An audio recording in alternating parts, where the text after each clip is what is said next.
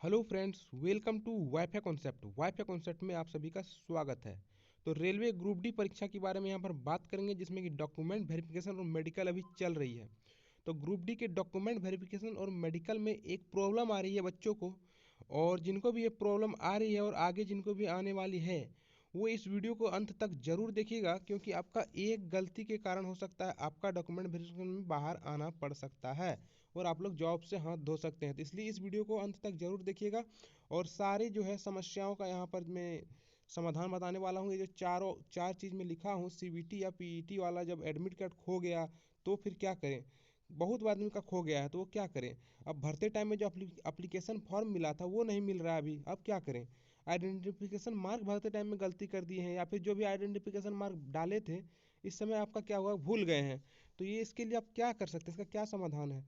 OBC, SC, ST, EWS certificate बहुत बच्चे को परेशानी आ रही है कि कहाँ तक का बनाया हुआ होना चाहिए, तो ये किसका साइन होना चाहिए। तो ये सारी समस्याओं का समाधान यहाँ पर जरूर आप लोगों को जान के जाना चाहिए मेडिकल और डीबी देने के लिए, ठीक है। तो जिनका भी डीबी है ये सभी प्रश्नों का उत्तर जान लें और उसके बाद ही डीबी देने जाएं। तो सबसे पहले अगर प्रश्न की बात करते हैं तो सीबीटी मतलब कि जो कंप्यूटर बेस्ड टेस्ट आप लोगों ने एग्जाम दिए थे उसका, या फिर पीईटी यानी कि जो आपका दौड़ हुआ था उसका जो एडमिट कार्ड आप लोग को मिला था, उसमें से दो पार्ट रहता है। एक पार्ट तो आपका ले लेता है बोर्ड वाले और एक पार्ट स्टूडेंट के पास रह जाता है। तो अगर आपके पास जो एडमिट कार्ड दिया हुआ था जिसमें कि उसमें इन्विजिलेटर का साइन भी होगा, वो एडमिट कार्ड अगर खो गए हैं तो क्या दिक्कत का सामना आपको करना पड़ सकता है। क्योंकि वहाँ पर कोई कोई बोर्ड में तो नहीं मांग रहे हैं, लेकिन अधिकतर बोर्ड में ये एडमिट कार्ड मांग रहे हैं, है ना। तो लेकिन आप लोग का खो गया है, तो आप लोग ये एडमिट कार्ड कहाँ से लेकर के जाएंगे। तो सबसे पहली बात कि एक बार अच्छे से खोजने का प्रयास कर ले, अगर मिल जाए तो बहुत अच्छी बात है। क्योंकि देखिए, आप जब एग्जाम देने गए होंगे, जिस बैग को लेकर के गए होंगे उसी बैग का हर एक तरफ से अच्छे से खोज लीजिए। उस दिन आप उस बैग में कौन कौन सा कॉपी या किताब लेकर के गए थे, उस कॉपी किताब को एक बार झाड़ के खोज लीजिए, क्योंकि हो सकता है उसके अंदर आप लोगों ने उसको दबा के रख दिया हो। तो ये दो चीज़ सबसे पहले कर लीजिएगा। उसके बाद भी अगर नहीं मिलता है तो लास्ट उपाय इसका क्या है, आप लोग जाइएगा कोर्ट, कहाँ, कोर्ट कचहरी, और वहाँ पर आप एक एडमिट कार्ड खोने का जो है एफिडेविट करा लीजिएगा, ठीक है। एक एफिडेविट करा लीजिएगा और ये एफिडेविट लेकर के चले जाइएगा कहाँ पर, डॉक्यूमेंट वेरिफिकेशन जब होगा वहाँ पर। वहाँ जब आपको पूछा जाएगा, एडमिट कार्ड मांगा जाएगा, तो बोलिएगा सर इस तरह से मेरा एडमिट कार्ड खो गया है, नहीं मिला है। तो वो अपने बोलेंगे क्या आप कोई एफिडेविट लाए हैं, तो आप बोलिएगा जी सर मैंने इसके लिए एक एफिडेविट करा लिया हूँ, ठीक है। तो एक एफिडेविट कम से कम जरूर करा लीजिएगा। ये आपका एडमिट कार्ड का समस्या का समाधान मिल गया होगा, ठीक है। अब दूसरा बोला जा रहा है एप्लीकेशन फॉर्म। एप्लीकेशन फॉर्म होता है क्या एक्चुअली में, जिस समय फॉर्म निकला था उस समय जब आप फॉर्म फिलअप किए थे तो लास्ट में आपको एक एप्लीकेशन का प्रिंट आउट दिया होगा, वही एप्लीकेशन फॉर्म की यहाँ पर बात हो रही है। अभी क्या हो रहा है, 2019 का फॉर्म है तो अधिकतर बच्चे के पास एप्लीकेशन फॉर्म नहीं है, लगभग 90% बच्चे के पास एप्लीकेशन फॉर्म नहीं है। तो नहीं मिल रहा है तो वो क्या करेगा अब। तो देखिए, ये एप्लीकेशन फॉर्म तो हर एक जोन में हर एक बोर्ड में नहीं मांग रहे हैं ना, कुछ कुछ बोर्ड में मांग रहे हैं एप्लीकेशन फॉर्म। जैसे ईस्टर्न रेलवे कोलकाता में मांगा जा रहा है। अभी डॉक्यूमेंटेशन शुरू नहीं है ईस्टर्न रेलवे कोलकाता के, लेकिन फिर भी वहाँ पर जो उसका इंस्ट्रक्शन आया उसमें दिया हुआ है कि मस्ट मस्ट एप्लीकेशन, मतलब कि एप्लीकेशन फॉर्म जो है बहुत लाना जरूरी है ना, कंपलसरी है। और दूसरा बात है यहाँ पर कि एप्लीकेशन फॉर्म उसका है नहीं अभी, तो वो क्या करें। तो एप्लीकेशन फॉर्म है नहीं यहाँ पर और वो वहाँ पर मांग रहे हैं, तो क्या करें। देखिए, सबसे पहली नंबर बात, जब आप फॉर्म भरते हैं तो ये रिकॉर्ड आपका बोर्ड के पास रहता है। तो एप्लीकेशन फॉर्म का एक प्रिंट जो है बोर्ड के पास खुद रहेगा, ठीक है।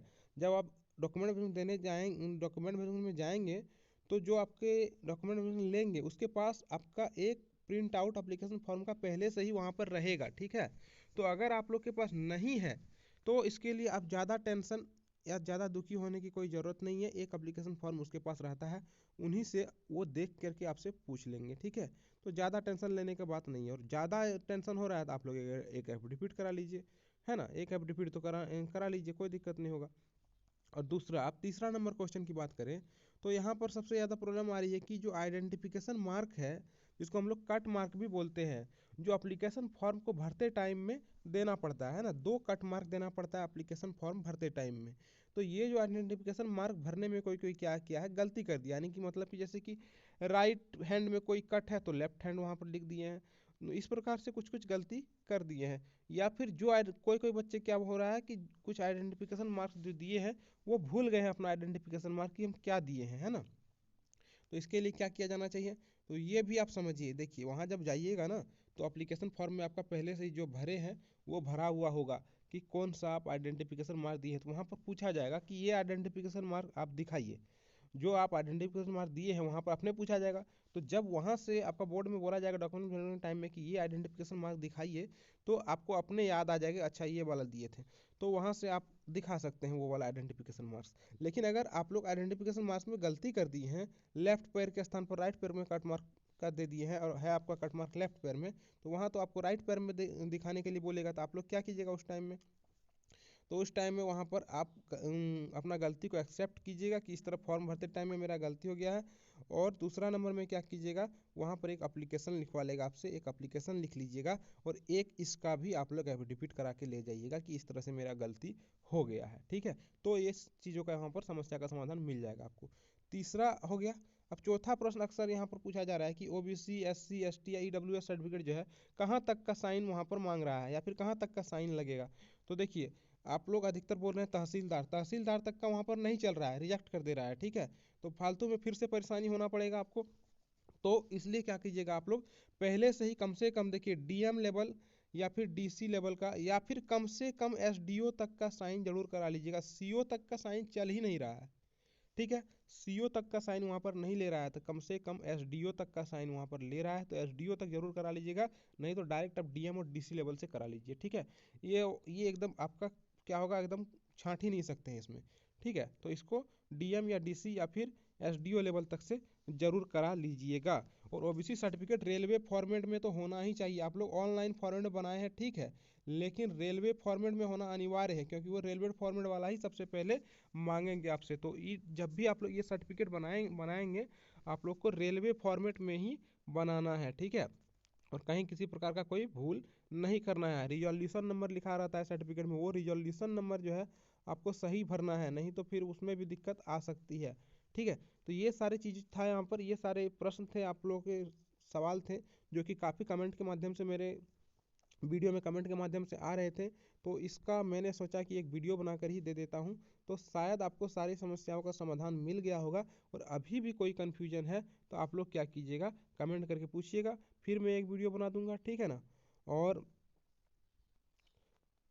और भी अगर आप लोग को कोई समस्या आ रही है तो कमेंट के माध्यम से ही आप लोग पूछ सकते हैं, ठीक है। और वीडियो अच्छी लगी, मेरा जो यहाँ पर समस्या का समाधान बताया आप लोग को अच्छा लगा, सही लगा, तो आप लोग एक बार लाइक कर दीजिएगा वीडियो को और चैनल को सब्सक्राइब कर लीजिए, क्योंकि इसी प्रकार का इंपॉर्टेंट जो है आपको इन्फॉर्मेशन समय समय पर यहाँ पर मिलता रहता है। हमारे चैनल में समय समय पर वीडियो अपलोड होते रहती है, ठीक है। तो मिलते हैं अगले वीडियो में। वीडियो को देखने के लिए बहुत बहुत धन्यवाद।